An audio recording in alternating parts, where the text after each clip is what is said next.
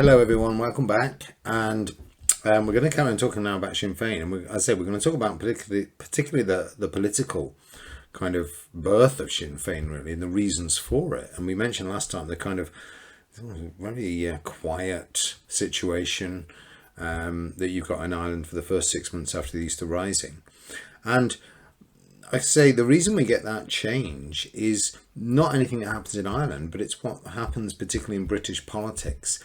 And I'm thinking particularly about the arrival of this man in December 1916, Lloyd George, who replaces now Asquith as Prime Minister. Asquith had tried to run the war essentially as an old-fashioned liberal with free trade and little government interference. Hadn't really worked. The demands of total war meant eventually there was a big crisis about how many shells the British had, and that eventually led Lloyd George to come in at the head of a coalition government now with Tories as well to lead the rest of the war effort. And I say that's another story, of course, but when it comes to Ireland, the thing about Lloyd George is, I mean, he's wonderfully energetic and proactive. Lloyd George is really huge self-belief, Lloyd George. I say he will be our Prime Minister, as it were, right throughout the whole period of the revolution and the coming revolution. So he turns his attention to the pacification of Ireland. And the first move he makes is to release now the vast majority of the internees. So all these people in Frongoch and so on, they're all released now, thousands of them. Only thing he leaves about 150 of the most prominent figures. As I say, he leaves Eamon de Valera, Owen McNeill, head of the volunteers. We mentioned he isn't really involved at all, really, in McNeill, but they're left in prison. So he keeps 150 of the key people, but everyone else is released now. And Redmond's argument, when he puts this to Lloyd George, is that if you show clemency to these people, you're going to take the sting out of the growing prisoners' relief campaigns and so on. If you release everyone who's interned now, you won't have those movements anymore. Yeah, okay, you can see the argument. So take the sting out of this growing sense of resentment. And they're released. These internees come back. And I'll show you here some of the images here now of these internees.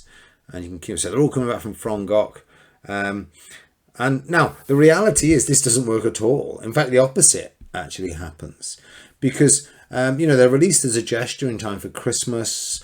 The thing is, they don't come back into Ireland quietly now. They get these huge welcomes. Now, everyone comes out to actually, visit these and see these released internees and these people who'd fought in Easter Rising, who become now very mythologized in those 6 months. People, you knew Patrick Pearse, you knew Tom Clark, and so on. It's huge displays now of support for these people as they arrive back. And of course, more worrying in terms of the British perspective on this is not only do these people become almost walking icons, they also then, of course, go back to their local areas. And there they get a little hero's welcome. They go back to their little villages and towns, and you might be the only guy in this little village who was out during the Rising. And yeah, you're a local celebrity suddenly. And of course, what do they do when they go back? Well, this is the scary thing. Of course, they start reorganising the volunteers to have another go. The Rising failed. Remember, these are military people. They're not interested in forming a political party. No, they're going to go back now and start reorganising. And this is exactly what they start doing now. And you can imagine this man who's gone back, who's part of the Easter Rising, goes back to his local town, and all the young men begin to gather around him. I say, oh, wow. So they become you almost get this kind of leadership class developed amongst the volunteers in provincial Ireland, with lots of young men joining. You'll see just how young these members of this growing, let's say, these new Irish volunteers are. So I say that's the kind of dynamic that you have, and the volunteer movement now, they're going to have another go, redo the Rising and try again. To give you an example of this, by the middle of 1918, the county of Cork alone has something like 20 volunteer battalions. Isn't that astonishing? About 8,000 men or so. And here's some wonderful coloured images now of some of these. These are obviously later on, but people have coloured these images. Really fantastic, aren't they? Give you an idea now of the growing movement which will become the IRA. So I say that's all going on in rural Ireland, provincial Ireland now. People marching about, drilling and so on. Now they haven't got any weapons or whatever, but they're keen. They're up for another go sometime down the line. So here's another image here. You can see. Now, amongst those people who are released, of course, Griffith and also Collins is released. So Griffith and Collins come out. They're freed amongst all these other hundreds or whatever of activists come out of Frongok. And so immediately now what the British have really done is created a ready-made revolutionary elite. It's a terrible mistake to make. You totally see why they did it. Take the sting out of it and they'd be... But no, it actually the opposite is the case. So it's, I'd say, very, very damaging. Now, talk about the move to politics, as it were, and the move to the creation of Sinn Féin. The releases themselves occur right in the midst of a by-election campaign now for the seat of North Roscommon. There's lots of by-elections during the First World War. Obviously, a lot of people are dying, to be honest, MPs and so on. And I'll show you here. You can see where Roscommon is there. So it's in the central... in the Midlands there, to the west of the Midlands anyway. But in North Roscommon there's going to be a by-election now, and they make this fateful decision now, this new, I say, leadership elite released from the prisons, to why not run a candidate on an advanced nationalist ticket against the Home Rule Party. Now remember, it's only going to be the Home Rule Party or someone else. The Home Rule Party's dominated Ireland, as we said, for generations. The Home Rule candidate himself is a man called James O'Kelly. And the thing, to give you an idea of this, he'd never, ever faced an election before. This was an uncontested seat for such a long time. They were so absolutely dominant now. So the local political organisation itself is very weak in North Roscommon. But they have to. The trouble is with this new movement, this new Sinn Féin political movement, is it needs to find a candidate. And who can you get? They have various ideas, get sort of symbolic candidates. One is to get Michael Davitt Jr., the son of Michael Davitt, the old Land League leader, bring him out. He doesn't want to do it. So in the end, they settle for another very peculiar choice in the shape of this man here, Count Plunkett. Now, Plunkett is the father, of course, of Joseph Plunkett, who dies during the Rising, who's one of the executed leaders. And the idea of this essentially is to try and play on this idea of the grieving father. Now, Plunkett himself is a very odd character to choose to be the head of this new advanced nationalist movement. He's very conservative. He's quite elderly, as you see there, and owns half of Dublin. I mean, he's a huge property portfolio, massive amounts of property and so on. But the fact that Plunkett himself, who's still one of the interned people, and is interned during most of the campaign, because he's a toff and because he's wealthy, he doesn't get interned in Frongok with all the other scruffs. He actually ends up he can choose where he gets interned, and he chooses to get interned actually in Oxford. So, and the reason is that he can have access then to the Bodleian Library where he can finish his book. He's writing a book. But yeah, he's a papal count, this guy, very peculiar figure. But the fact he's interned means he has little chance to make any public pronouncements, and speeches, because God knows what he'll say. What's his politics? No one really knows. So he's a silent figure in this, and I say portrayed largely as the grieving father of one of the martyrs of the Rising and so on. And behind him now is this curious coalition of trade unionists and Griffiths, Sinn Féin journalists, and the other radicals and Gaelic enthusiasts. A whole strange, peculiar bandwagon now is standing behind this elderly man. Very strange. Socialists and all kinds of IRB bombers and all kinds of things. So it's a extensive but rather bizarre political bandwagon we have in the shape of this Sinn Féin. The most notable group, of course, who actively support Plunkett are the remnants of the volunteers. And we mentioned the volunteers are there kind of reforming in this provincial island and so on. This gives them now a focus for their activities. Now, I say the volunteers are a purely martial organisation. They don't interested in politics, revulsion for politics, really. But this is all grist to the mill, I suppose, is their point of view. It's a protest vote. Maybe we should get involved in this. And they're also in a rather chastened condition anyway, the volunteers. They don't have weapons. They're not ready to launch a rising. So they decide to now support the political efforts of those who are, say, seeking to displace the Home Rule Party. That's anything, really, as part of this bandwagon. So the volunteers themselves will end up emerging as essentially the grassroots of the Sinn Féin movement. They'll be there on the ground, taking part in the protests and the demonstrations and so on during election time and keeping order and so on. Now, when this election itself comes, which is held on the 3rd of February 1917, you have a convincing and kind of surprising victory now for Plunkett. He manages to win 3,077 votes to only 1,700 for the Home Rule Party. So you can see that they're managing to tap into something here in this new Sinn Féin movement. What exactly it is, no one really knows. And the thing is, Plunkett's victory actually leads to even more confusion because now he's in charge. Protest voting can only go so far.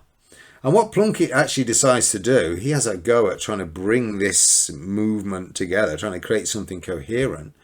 And he actually holds now a convention soon after he wins the by-election as an MP. And he stands up and people think, as I say, what is he going to say? Is he, Tory or what? Is he a unionist? Who knows? But what he stands up remarkably, incredibly radical. He stands up now and he calls for this new organisation that's being formed to declare itself both Republican and abstentionist. Abstain from Westminster, declare the Republic, or confirm the Republic's declared in 1916. And remember, this is a party, I say a movement, if you like, which has at its heart Griffith's idea of dual monarchy. That had been the cornerstone of the Sinn Féin party for a long, long time. And Plunkett now stands up and denounces this whole thing mercilessly now. So it's a remarkable kind of radical figure now at the head of, in the shape of this very, very wealthy, I say, papal count.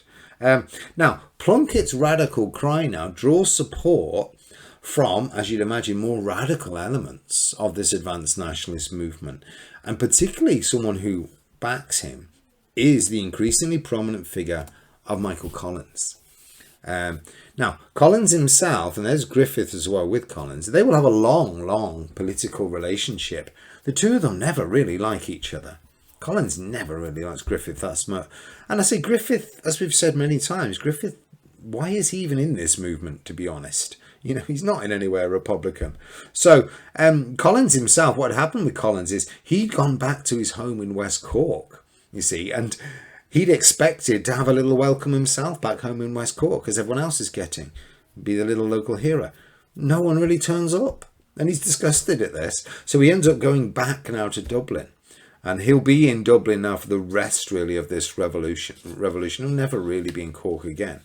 And he manages at first to become secretary of the Prisoners' Aid Society. So Collins is someone who's going to be controlling the money. And as I say, he's kind of a finance guy. He's worked in finance, not at a very high level, but he's very good at this. And Collins will very much be, for this new movement, the man who signs the cheques. His revolution itself will be a very assiduous revolution. He'll want a receipt from everybody during this revolution. And uses that money, which is meant to be there for the orphans and the widows and all that, to begin to set up a lucrative arms smuggling operation now. And also to invest in new forms of propaganda. Film cameras and things. Collins brings those in now. So to create this kind of, I say, new kind of movement. He also has bonds issued so that people can now invest in this potential new government now. And so fundraising, admin, lots and lots of money. He also, of course, has another role, and that's going to be as director of intelligence now for the volunteers. So Collins is riding a number of horses. He will also, of course, end up being, as we said, head of the IRB. And Collins was someone who has lots and lots of fingers in lots of pies. Now, I say, so all this is going on now, and they've won an election now, and there's excitement, and they're beginning to build something. And then we get another by-election. And in this case, this by-election is in South Longford. So quite near Roscommon, as you can see, right in the centre there. And this is now called for April 1917. Now, Collins himself says we need another candidate. Who are we going to get? Again, who are you going to get? And Collins has the idea of actually getting a prisoners candidate, because that's a safe alternative. Because the prisoners are going to be quiet as well. So we're not going to get someone, they're going to be quiet. They're getting symbolic figures. Very reminiscent, this of Bobby Sands, you know, as a figure who doesn't really say anything, but it symbolises something. Now, inside the prisons itself, those who remain, De Valera and people like that, actually are very sceptical and against this idea of placing their faith in the hands of the electorate, the Irish people. Many of them retain rather bitter memories of the hostility they'd received from the Dublin public in the immediate aftermath of the Rising. But eventually they do end up rather reluctantly accepting a prison candidate can be used. And the man they use is this man here, Joseph McGuinness, very much against his own wishes, McGuinness, under the wonderful slogan they use now, put him in to get him out. So get him elected now as an MP, and then we can finally get all these internees eventually released. Now, when it comes to Longford, this is a different kettle of fish from Roscommon. For the simple reason is that Longford itself has had elections in the past. It does have a strong grassroots movement and a big Home Rule Party organisation. And the candidate themselves, a very, very able candidate, chosen by Redmond personally. So the Home Rule Party is now beginning to realise this new Sinn Féin movement is dangerous. So they're going to pull out the stops now. Has a grassroots organisation. I'll give you another example of this. John Dillon goes to visit Longford. So the big beast, as it were, of the Home Rule Party now. So imagine that they could snuff out this new Sinn Féin thing at Longford, and then things will go back into their accustomed channels. The protest vote, as it were, is over. So it's very, very significant. Here's a quote from John Dillon. This is I say how much they're pinning their hopes on winning in Longford. He says, we have the bishops, this is Dillon speaking, Home Ruler. We have the bishop, the great majority of the priests and the mob, and 4/5 of the traders of Longford. And if in the face of that we are beaten, I do not see how you can hope to hold the party in existence. And he's writing to Redmond now, saying, you know, we put out all the stops here, and if we can't win here, I think we're in trouble. Now, hundreds of volunteers pour into South Longford, and Irish politics is notoriously rough and violent. There's a lot of pushing and shoving and punches thrown and so on. And eventually, the election happens, and the result is kind of remarkable. McGuinness himself will end up securing the victory with the incredible slim majority of 37. I'll show you here, actually. Here's some Home Rule supporters at Longford. You can see they've got British flags and American flags. Their angle is supporting the war. Sinn Féin, all traitors and all the Easter Rising and so on. But, you know, we're supporting the war effort. That's kind of how they're... Remember, these are Catholics, remember? So this is how they're reframing themselves now. Now, he wins by 37, the Sinn Féin candidate, McGuinness.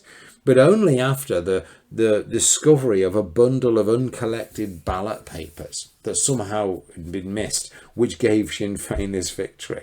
And there's all kinds of mythical claims about the victory in Longford. That a volunteer, for example, climbed up and put a revolver to the head of the returning officer to make sure he got the right result. We don't think that's true at all. It seems to be absolutely a clear victory. So the victory in South Longford makes an absolute turning point now for Sinn Féin as a movement. By the end of 1917, this party now had over 100 clubs. And now I say it's a growing movement, a protest movement, if you like. And as we said, what it really needs now is to define exactly what it is and what it stands for, and get an organisation up and running. And as you said, the problem is you've got Plunkett now at the head of this, as the only really elected MP who's active. And McGuinness, of course, is in prison. So now what happens with Plunkett, it actually turns out to be a slice of luck for the new movement, is Plunkett himself, who's rather tired of this, I say, this rather conservative Griffith wing, if you like, of the party. He decides actually to throw his toys out of the pram. He takes a drastic step now of leaving the party and setting up his own political movement called the Liberty League. This doesn't go anywhere at all and soon falls apart. But they get him out of the way. That's one positive about this. And they maintain Sinn Féin now, really, this kind of flexibility. And this is very important, this. Because now Griffith is back in charge. Obviously, he's Mr. Sinn Féin. And this is now, what they realise, of course, is how are you ever going to hold a movement like this together if you start, like Plunkett had, making a real little manifesto now, what we stand for. If you don't stand for that, then you're outside the party. You're going to alienate all kinds of people. You're going to alienate socialists and conservative home rulers who are just kind of disillusioned with the Home Rule Party. No, what you need to do is create a big, broad umbrella movement, which is flexible enough, as we say, to have a dual monarchist as its leader, with, I say, disillusioned conservatives and radical Galicists, and also physical force Republicans, bombers and IRB people. They're going to be all under the same kind of umbrella now. And I say this is one of the great abilities of this Sinn Féin movement, to always kind of skirt around defining itself too closely and allowing a lot of people, sort of fellow travellers now, to stay under this umbrella. Now, when we get to the Civil War, we'll see that this, I say, this flexibility, this broad movement itself, when it ends up having to sit down and actually really decide what it stands for in the shape of the agreement with the British and the Anglo-Irish Treaty, then these internal contradictions and problems will happen. It will begin now to fall apart. Okay, so I say they're the key moves, I think, in terms of this and the key character of this party. And what we'll do next time is we'll talk about some other initiatives now. And again, British political initiatives as well. And I say how this party itself, through a terrible series of own goals by the British, they'll constantly keep giving this new Sinn Féin protest party a boost. So I say it's doing well. End of 1917, a lot of clubs, a lot of activists and so on. But the British themselves will end up keeping the situation bubbling over by making a number of terrible decisions. But I say we'll talk about all that next time as we head towards the remarkable election victory of December 1918. Okay, everyone, so I'll see you all again very soon.